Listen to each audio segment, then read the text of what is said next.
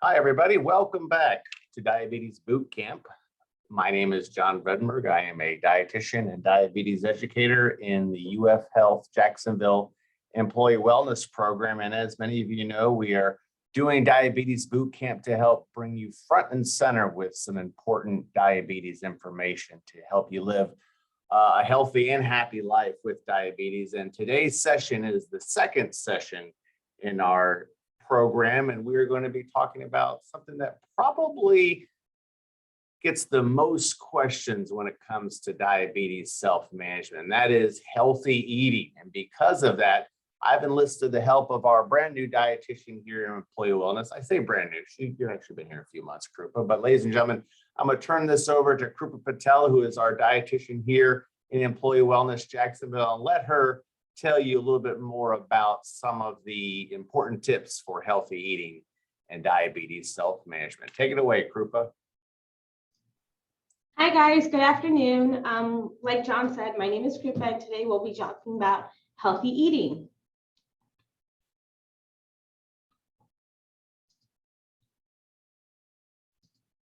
Okay, so the topics that we'll cover today is healthy eating, healthy weight, portion control, food groups, food labels, and then lastly, eating out.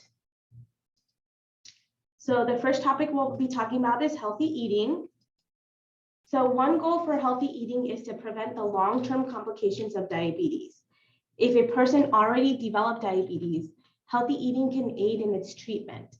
Healthy eating along with physical activity can lower its risk of getting type 2 diabetes in some people. A plan for healthy eating should help manage blood glucose, blood pressure, body weight, blood fat, which is lipids, and prevent secondary complications. It can also help support your metabolism. In pregnancy, healthy eating has 4 important goals. It helps assist in gaining appropriate weight, avoid developing maternal ketosis, provides for adequate nutrition in maternal and fetal health, and minimizes glucose elevation. So it's important to space out your meals throughout the day.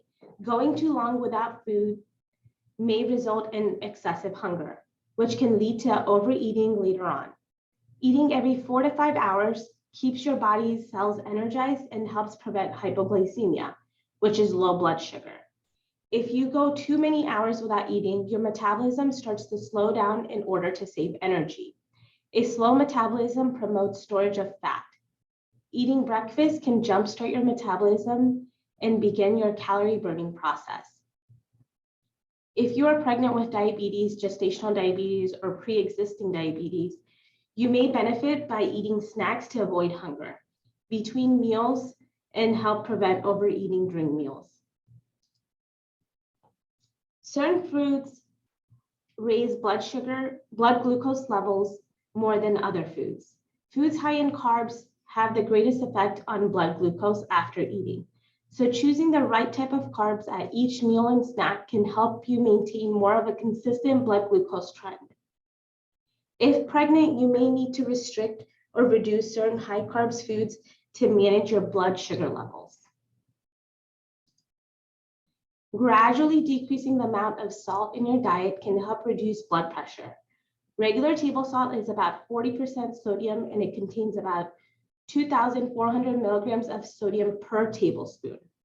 There are many ways to reduce sodium in your diet, which we'll touch base on in a few slides. Fat in your blood is called lipids. Lipids refer to cholesterol and triglycerides in your blood. Abnormal lipid levels increase the risk of heart disease. Losing weight, reducing carb intake, and choosing healthy fats will have a positive effect on your lipid levels. For those with prediabetes and those in early stages of type 2 diabetes, moderate weight loss can help your body use insulin better. A moderate weight loss means of losing about 7 to 10% of your current body weight. Weight loss can also help manage blood pressure and lipids and lower the risk of getting breast, colon, and kidney cancer. Keep in mind, weight loss is not recommended during pregnancy. Physical activity should always be a part of weight loss efforts, along with healthy eating and behavior change goals. Part 2, healthy weight. So here we will talk about the BMI, waist circumference, and daily calorie needs. So BMI stands for body mass index, and it's a measure of body fat based on height and weight that applies to all adult men and women. The amount of total body fat is related to the risk of disease and death. BMI is not the perfect measurement, but it's a good screening tool. In muscular person or an athlete, the BMI may overestimate body fat. And in the elderly or those who have lost muscle mass, the BMI may underestimate body fat. So it's not a greatest measurement, but it's a great screening tool. And then BMI does not apply to like infants, children, and teens.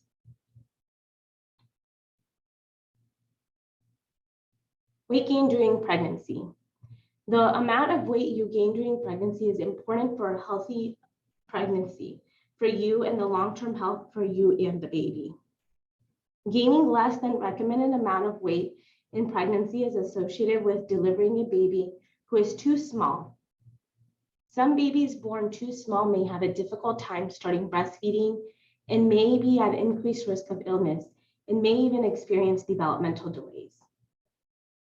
Gaining more than the recommended amount of weight during pregnancy is associated with having a baby who is born too big, which can lead to delivery complications, C-sections, and obesity during childhood. Gaining more than the recommended amount of weight can also increase the amount of weight you hold on to after pregnancy, which can also lead to obesity. So the weight gain during pregnancy is based on your pre-pregnancy BMI. Waist circumference is the distance around your waist. This measurement is an indicator of abdominal or belly fat. Studies in recent years have shown that belly fat is a reliable predictor of the risk factors for developing certain conditions, including diabetes, high blood pressure, and elevated blood fat and heart disease. The waist circumference is, if it's more than 40 inches in men, and over 35 inches in women, is the risk increases. Adult calorie needs are based on their current body weight, body composition, sex, age, activity level, health status, and desired weight change. Calories in children and teens should be adequate to provide for a normal growth and development in addition to their daily metabolic needs.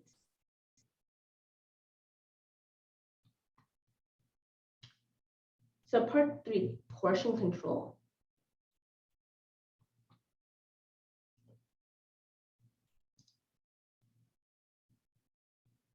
Portion is the amount of food you eat.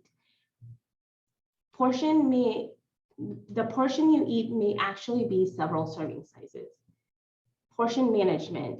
It's a part of managing diabetes is the practice portion management. You may have meal plans that will list how many servings of food equal to 1 serving. Or your meal plan may even tell you how much of your plate should be filled with certain foods from certain food groups, like making like half your plate of non-starchy vegetables or something like that. Serving is basically the specific amount of food. Your meals may include 1, 2, or even 3 servings of certain foods within a meal or a snack. Because foods come in variety of shapes and consistency, serving sizes are measured in different ways. Servings are referred to as choices. So this, for example, would be like 2 choices of fruit or 2 carb choices. Serving sizes are usually measured by cups or spoons, or even a piece of a size, like a piece of a cake or a piece of a pie. Serving sizes is listed on the nutrition facts panel on the food label.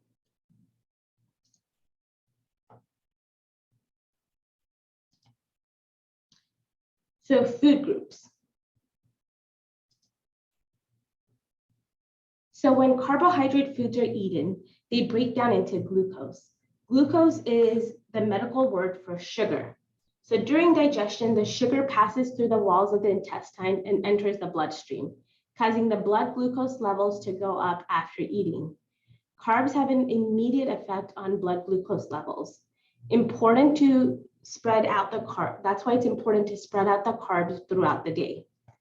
Carb choices include starches, fruits, milk, and even sweets. One carb choice is about 15 grams of carb. So for example, women with gestational diabetes divide their carbs into 3 small, moderate meals with about 2 to 4 snacks. The initial meal plan may look like 15 to 45 grams of carb for breakfast, 45 to 75 grams for lunch and dinner, and about 15 to 45 grams for snack. The minimum amount of carbs needed in pregnancy is about 175 grams each day. So extra carbs are needed to provide additional glucose for the baby's growth. Breakfast has low carb allowance because of the higher hormonal levels in the morning, which may cause insulin resistance than at other times of the day. Breakfast cereals may be discouraged, as well as highly processed food and sweetened beverages. Milk and fruit may be eaten during snack time, so then more of your normal amount of carbohydrates can be consumed during meals. Starches. Starches are included with like grains, starchy vegetables, lentils, and dried beans. So grains would be like wheat, oat, rice, barley, things like that. Starchy vegetables are, for example, corn, potatoes, lima beans, and peas. And each serving of food from this group contains about 15 grams of carbs. Fruits. Fruits are packed with vitamins and minerals. They are a good source of fiber, especially if you eat the whole fruit. Each serving from this group contains also about 15 grams of carb per serving.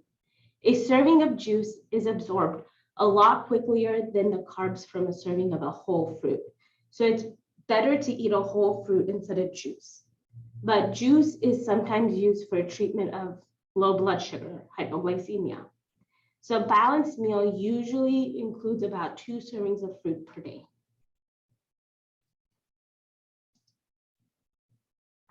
So milk. Each serving from this group contains about 12 grams of carbs. Milk products have vitamin D, calcium, and other minerals, plus protein to help keep your bones strong. Fat-free and low-fat milk products are your best choices. Lactose is sugar found naturally in milk and some other dairy products. So if you're lactose intolerant, maybe consider other sources of calcium, such as tofu, soybeans, or even orange juice that is fortified with calcium. Natural cheeses such as cheddar and Swiss are generally lactose-free, and processed cheese such as American also do not contain lactose. So at this point, you can notice that the starches, fruits, and milk products all contain about the same amount of carbs per serving. This gives you the flexibility in your meals that you can mix and match foods within these groups to fit into your situation. Ideally, it's best to include foods from all 3 groups. So many people think sugar is off limits in their diet because those with diabetes is often referred to as a diabetic diet. But in fact, this used to be the rule in the years past. Now, however, sugar is like any other carb and fits into your meal plan. Sugary foods usually do not have the same nutrition value as like grains or vegetables, so we want to try to limit them. So many sweets also have a lot of fat in them. So it's best to keep your portions very small or even reserve them for special occasions. So non-starchy vegetables are a good source of fiber, vitamins, and minerals. They also contain carbs, but less per serving than starches, fruits, or even milk. Each servings of non-starchy vegetables contain about 5 grams of carbs. A balanced meal should include at least 2 or more servings of non-starchy vegetables per day.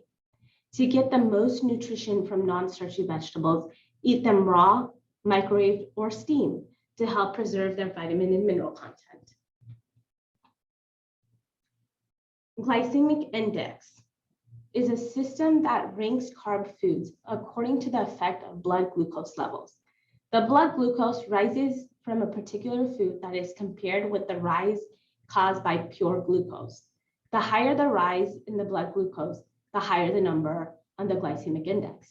The lower the rise in the blood glucose, the lower the number on glycemic index. So you want to try to choose foods that have a lower glycemic index because it will digest a lot slower in your body.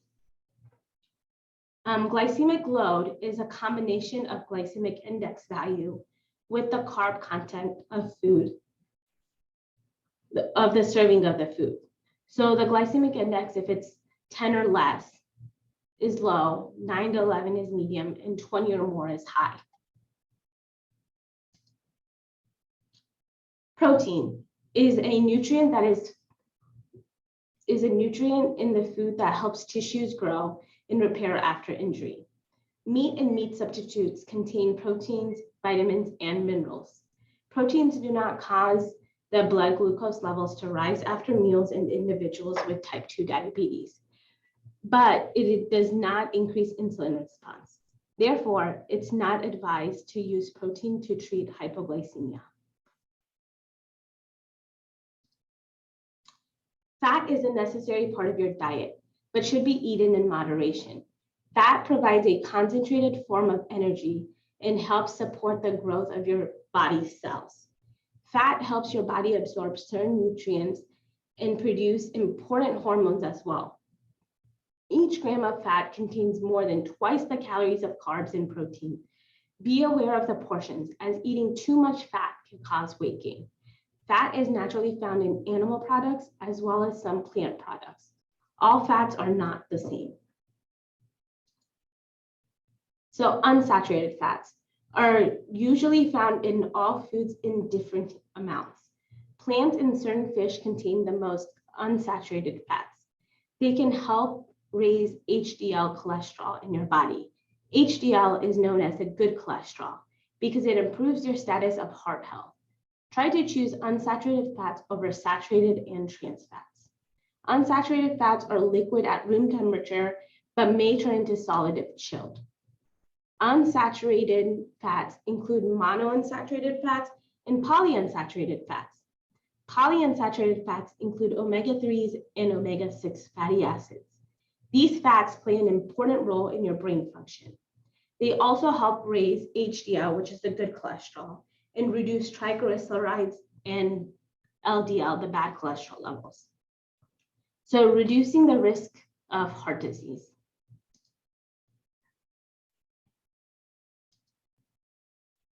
Saturated fats are mostly found in different amounts.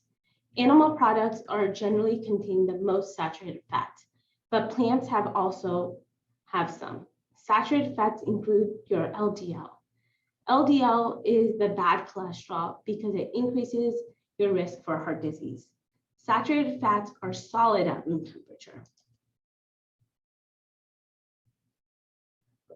Small amounts of trans fats are naturally found in some animal products, such as meat, cheese, butter, milk, and other dairy products. Most trans fat comes from manufacturing process called hydrogenation. Hydrogenation is used to increase shelf life of baked and processed foods, and it may help the flavor. Since trans fat have been shown to raise the LDL levels, which is the bad cholesterol, their intake should be minimized. On nutrition labels, the words partially hydrogenized vegetable oils generally means it's a trans fat. So you definitely be sure to look at the nutrition facts panel for trans fat content. Omega-3 fatty acids and polyunsaturated fats are found in some fatty fishes and other foods. Omega-3s can help lower triglycerides and your risk for heart disease.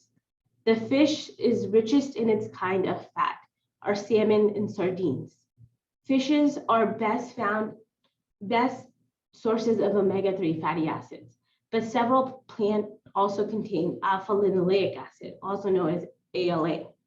This is not as rich source of omega-3 fatty acids, but some studies show that ALA can reduce the risk of cardiovascular disease. Good sources of ALA are found like flax seeds, chia seeds, walnuts, soy food, Other sources of ALA is also algae, which is broken down to DHA. So some tips for cutting cholesterol is like simple as removing skin from poultry, buying tuna packed in water instead of oil, using herbs and spices to season your food instead of like butters or sauces.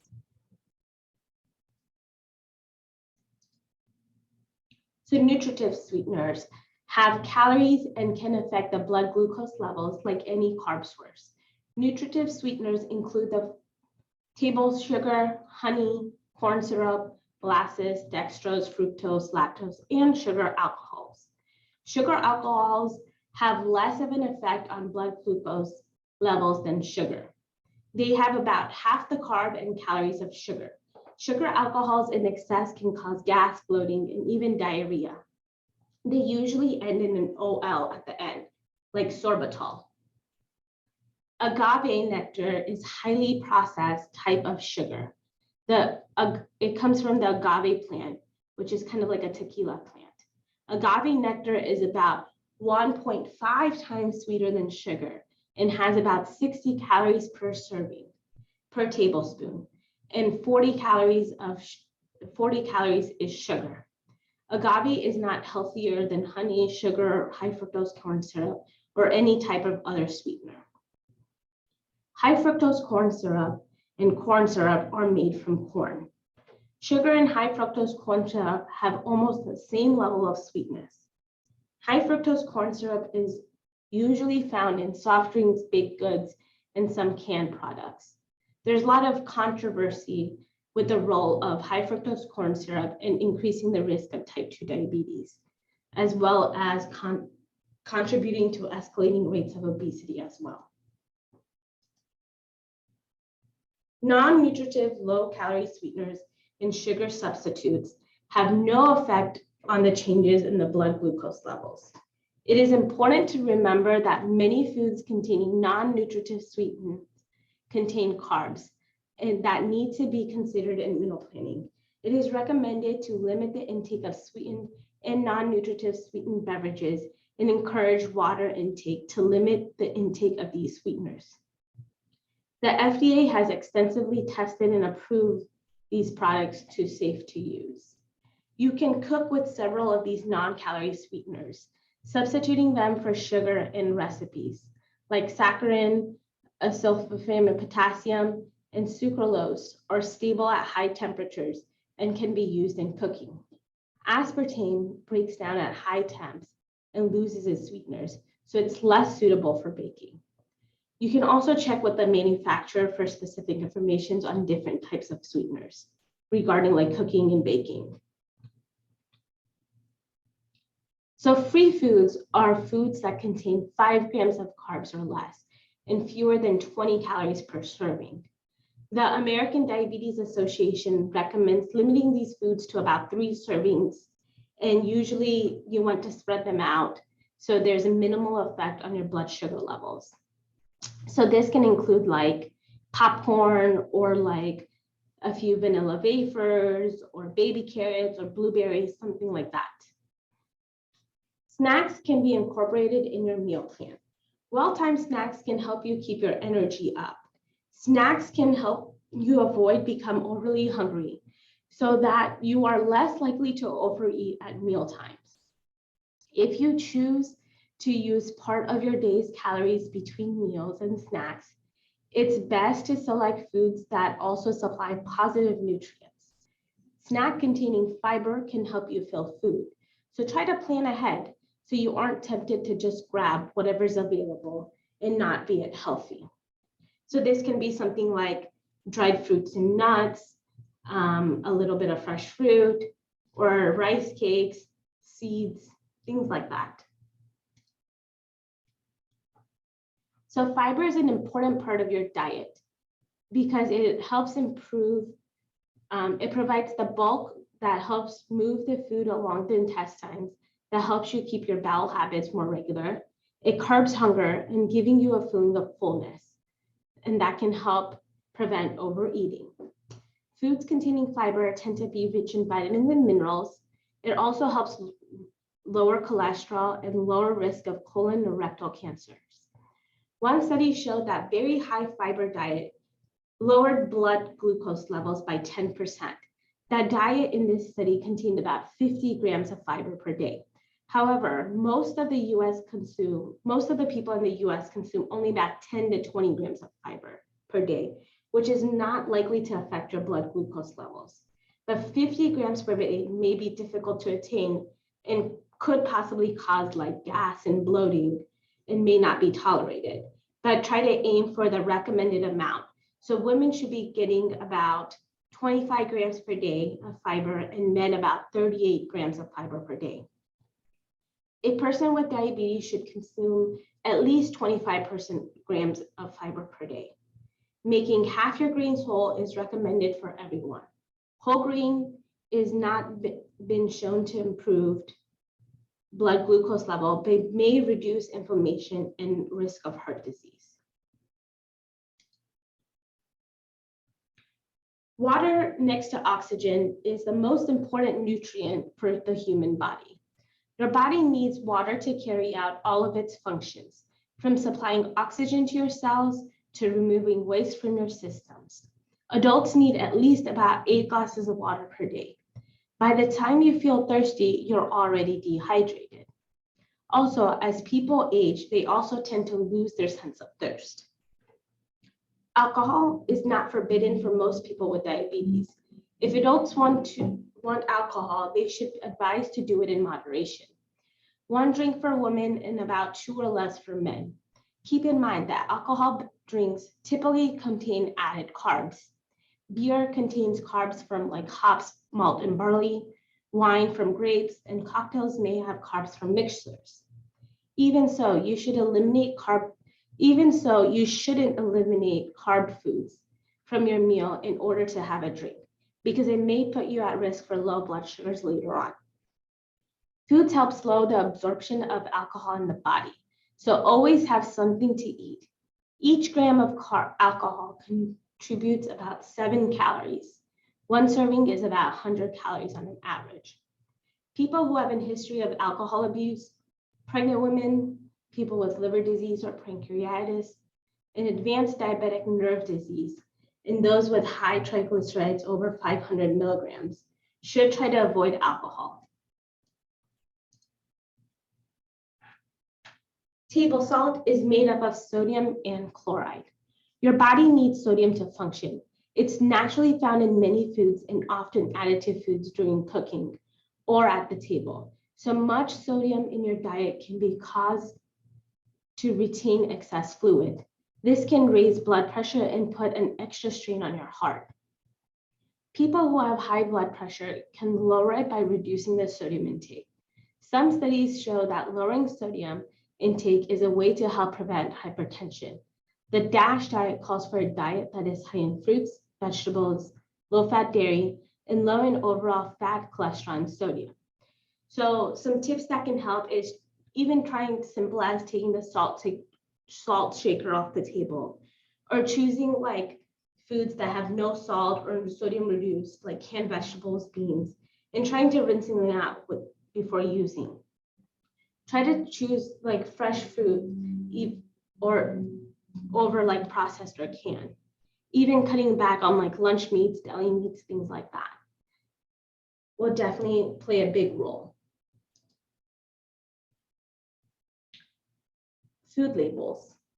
So by law, the USDA, along with the FDA, requires that nutrition facts labels be placed on packaged foods and beverages for sale. You can use the labels to help make better and informed choices that matches your health plan. So the amount of serving sizes may be more or less than the serving size recommended in your individual meal plans. In addition to the household serving measurement, the weight of the serving is expressed in grams or milliliters for beverages and within the parentheses. So for example, salad dressing might be labeled as like 2 tablespoons, 30 grams. So remember that portion sizes have changed and may not match what is recommended, but what we typically eat. Currently, if the serving size is consumed as 1 serving or at one time.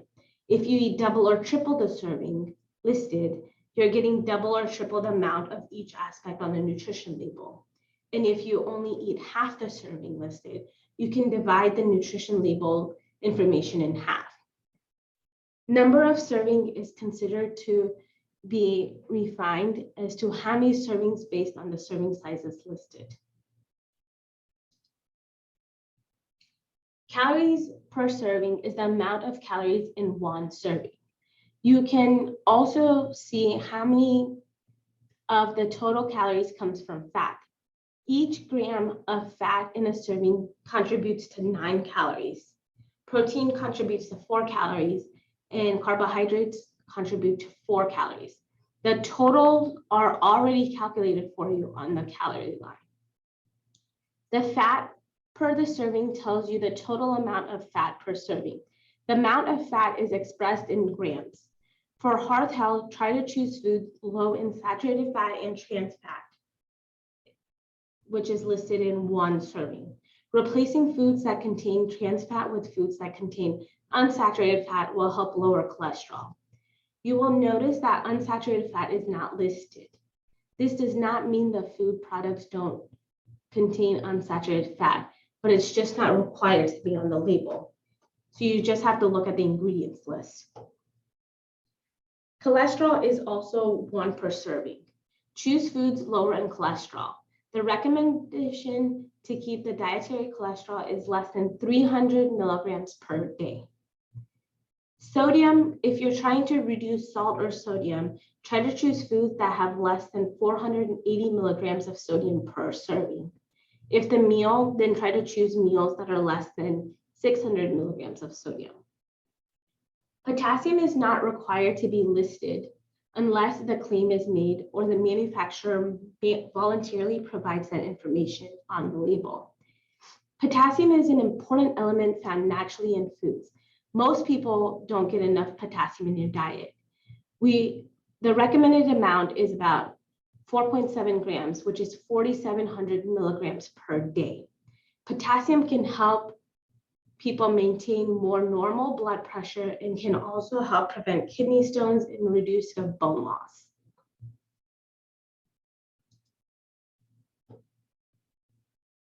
This is the most important part of the label when figuring out your carb intake. Consider the number of carbs serving or choices in your meal plan. Remember that 15 grams of carb is 1 serving. Meal plans for women usually call for 3 to 4 carb servings in a meal, and for men, it's about 4 to 5 carb servings per meal. In this section of the nutrition facts label, there is a line for dietary fiber and sugar. Both typically have carbs. Added sugar along with the percent daily value is now included in the nutrition facts label. So it's recommended that no more than 10% of the total calories should come from added sugar. What doesn't appear on the label is the amount of starches and other nutrients that also have carbs. This is why it's important to look at the total carbohydrate load.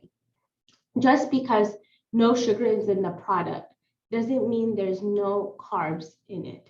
Sugar alcohols contain carbs, but it could still be sugar-free.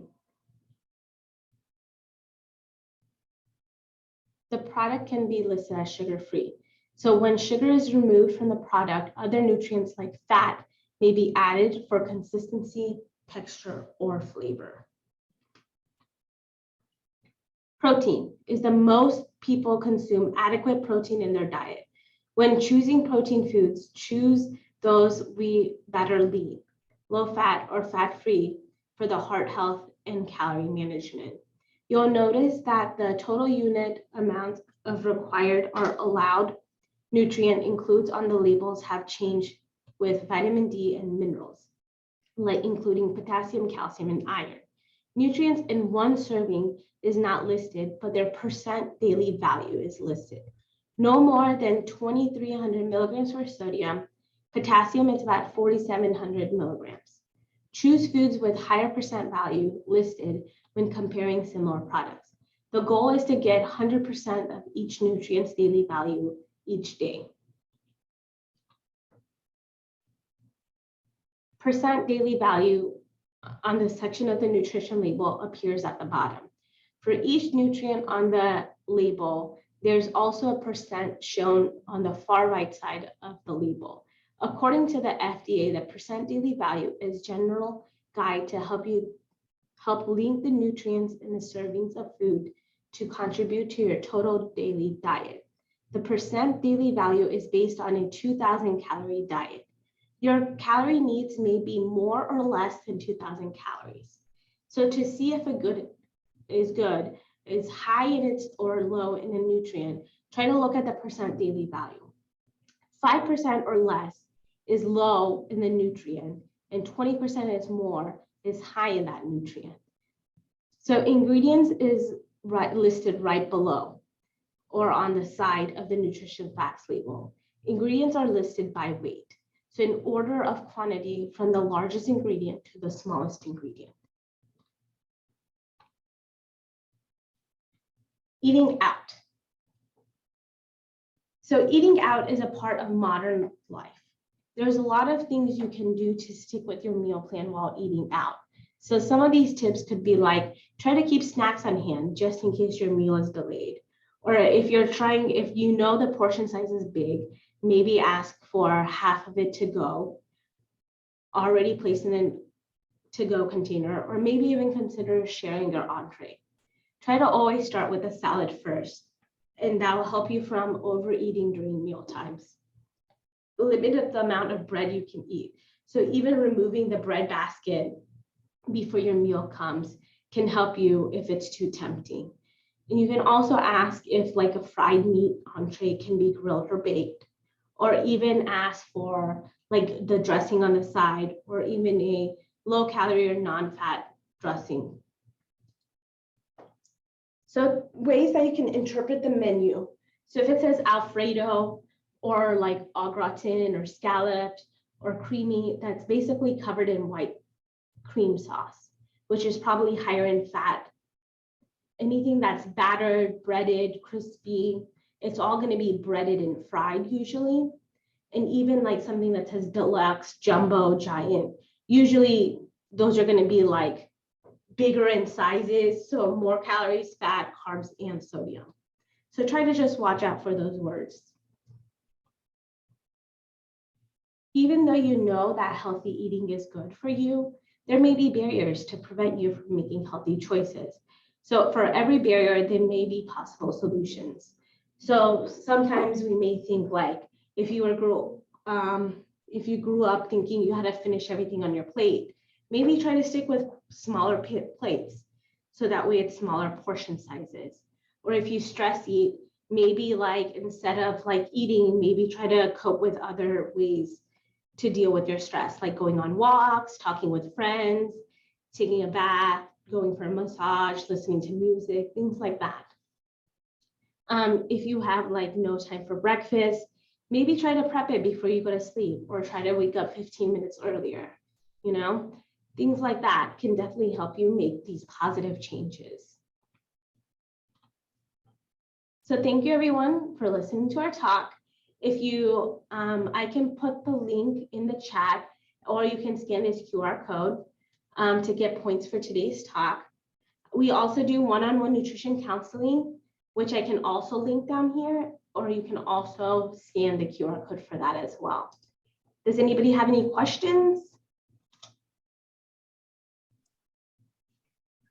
Yes, thank you, Krupa, for sharing that information, and we'll be here and available to answer any questions you might have. Just go ahead and type them in the chat. We also wanted to let everybody know, as part of this program, you're invited to take advantage of individualized nutrition counseling. So if there's specific parameters or questions you have regarding your medication profile as it relates to your meal plan and things along those lines, that is what we are here for. So you'll have the opportunity to book those appointments. You can use that same exact link that Krupa just shared in the screen. So one of the questions that just came by in the chat was related to intermittent fasting. So that's something, Krupa, I think I can answer this question, because it's like anything, the answer is it depends. So if we look at intermittent fasting, it's defined as going a specific amount of time without eating anything. And there's a lot of different ways in which to do it. Some people will choose to fast an entire 24 hours. Some people will just limit their food intake to maybe just a small window of time each day. So the type of program varies from person to person. But if you're on a type of medication that directly impacts your blood sugar, so something such as insulin, something such as one of the glycerides, the earlier sulfonylurea medications that will cause your blood sugar level to drop, it's not advisable because of the risk of low blood sugar. But again, talk to your doctor or pharmacist if it's something that you want to consider. We can certainly provide more guidance on it. I do think there are certain advantages to intermittent fasting, but not so much as it relates to the timing of the meal. Just like any plan, anything that's forcing you to pay closer attention to what you're eating is going to make some improvements. The question ultimately becomes, is it sustainable? So answer your question. I know I did it in the longest way possible, but intermittent fasting, not recommended if you're using insulin or sulfonylureas, but it could be something to consider outside of that. Talk to your doctor first. The other question that came up was regarding ketogenic diet. So that's another type of approach that can be very regimented, very strict. As many of you know, a ketogenic diet is typically carbohydrate free or very, very low carbohydrates. So it actually can be helpful for persons with diabetes. You know, as Krupa said, and did such a good job of explaining, carbohydrates are really the thing that we have to be most mindful of when we're trying to manage our diabetes. And with the ketogenic diet, you're pretty much eliminating that altogether, and you're not really going to have the risk of tremendously high elevations in blood sugar. And there are certain programs that expressly educate on ketogenic for diabetes self-management that have really good outcomes. But, there's always a but. It is also a very rigid meal plan. So when we say ketogenic, you're essentially eliminating all of those carbohydrate foods that Krupa was talking about. So typically no fruits, no breads, no starches, no desserts. And you have to ask yourself, is that something that's going to be sustainable for you? I have found more success long-term by following a not necessarily low carb diet, but more of a conservative carbohydrate diet. So right in those targets that Krupa had mentioned, staying at or below 45 grams of carbohydrate per meal usually will lend itself to better outcomes. So you kind of have the best of both worlds. You get a little bit of carbohydrate, but not so much that you're ketogenic, and you can still enjoy some of your favorite foods. So, but I do think there is a pathway for a ketogenic diet and really reducing medication requirements, but it requires a lot of attention to detail. And you could end up going out to eat and your friends are having a little bit of a light pasta meal and you're stuck eating like avocado soup or butter sticks or something like that. So again, just something to consider there.